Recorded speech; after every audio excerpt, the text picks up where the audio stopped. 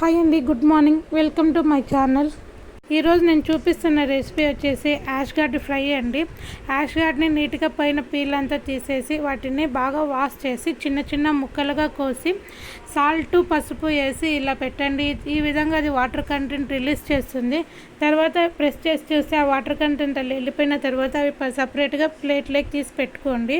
మనము కావాలంటే ఈ వాటిని రీయూజ్ చేయొచ్చు, వద్దంటే పాడేయాలి. తర్వాత గ్యాస్ పైన కడాయి పెట్టుకొని దాంట్లో కొంచెం ఆయిల్ వేసి కావాల్సిన పోపు దినుసులన్నీ వేసి బాగా ఫ్రై చేసి ఒక 2-3 మినిట్స్ లిడ్ క్లోజ్ చేసి పెట్టండి. Ash gourd already water content ఉన్న ఐటమ్ కాబట్టి దానికి అది తొందరగా సాఫ్ట్గా అయిపోతుంది. అలాగే ఇంకొంచెం హాట్గా అనిపిస్తే కొంచెం వాటర్ వేసేసి మళ్ళీ 2 మినిట్స్ క్లోజ్ చేయండి లిడ్. తర్వాత కొంచెం కారం పొడి వేసుకొని సర్వ్ చేసుకోవడమే. Thank you.